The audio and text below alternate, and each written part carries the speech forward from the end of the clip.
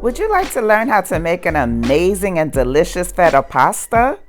Just like this? Well, in this episode of the Lisa D Delight Show, I'm going to show you how to make some mouth-watering feta pasta. We're going to use some shrimp, some feta cheese, some garlic and herbs. But of course, when you make it the Lisa D way, darling, it's going to be super yummy. Lisa D Delight. Got noises in my stomach, so I guess I'm feeling hungry. I click that YouTube Lisa D so I can kill this rumbling. But when I'm in the kitchen, don't know what I'm doing, stumble. Okay, my LDD family, let's get into this recipe. First, you want to start by cleaning your shrimp, of course, and then cut them into threes. Oh, and preheat your oven to 400. Your shopping list and measurements and such will be in the description box below. Stay tuned because I'm going to give you my tip on how to make the cheese sauce creamy and smooth, because feta cheese tends to be crumbly.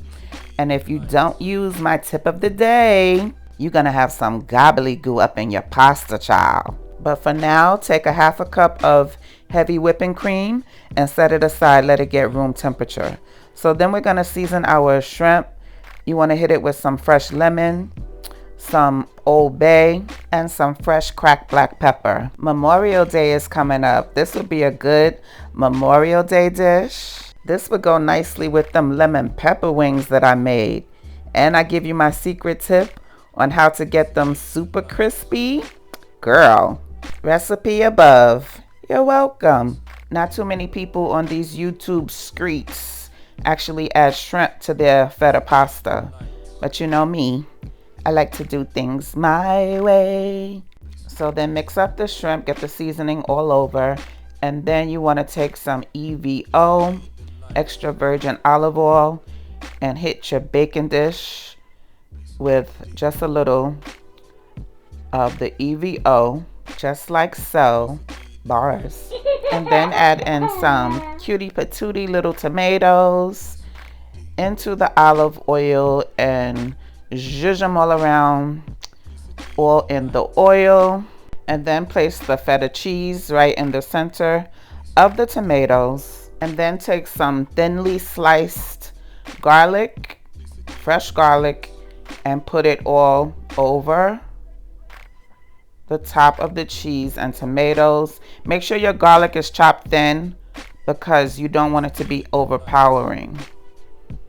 And then add some shallots, some chopped shallots. This is a Lisa D thing, that my way thing. Yeah. I love onions. Then sprinkle on a little herbs de Provence, however you pronounce it. You could also use Italian seasoning.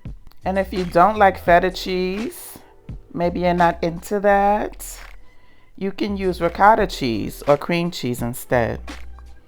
So then go in with some salt and fresh cracked black pepper.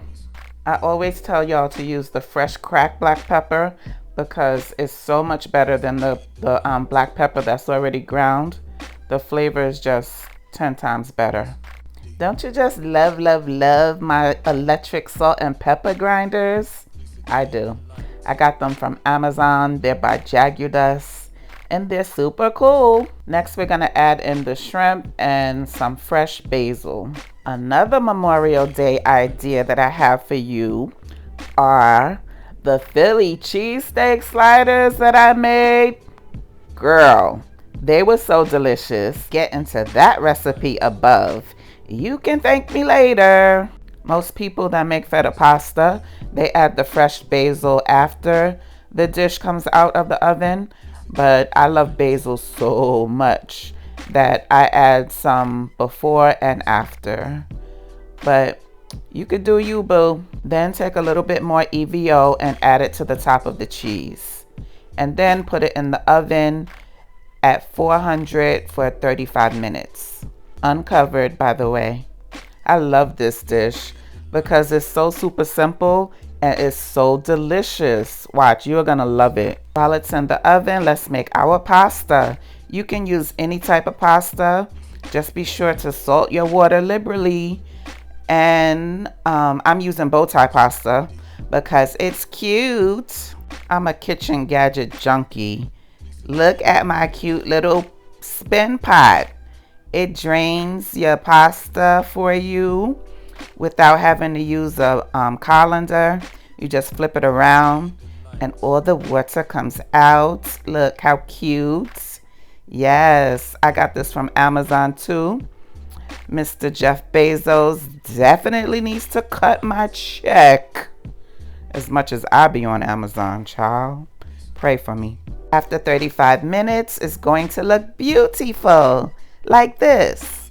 I love adding the shallots to this dish because the sweetness of the shallots just balances out the salty sharpness of the feta cheese so nicely. But I did have to learn how to perfect this dish because when I first made it, I didn't like how the feta cheese was all crumbly and it wasn't sticking. It wasn't like a smooth texture.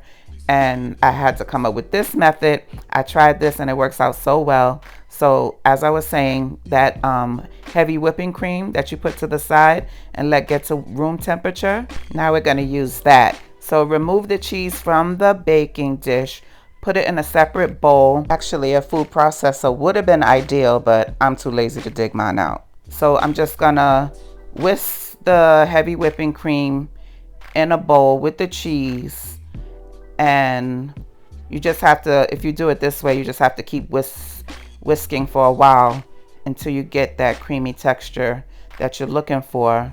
I didn't get it on camera, but I also added 2 tablespoons of white wine to this. The white wine just elevates the flavor profile.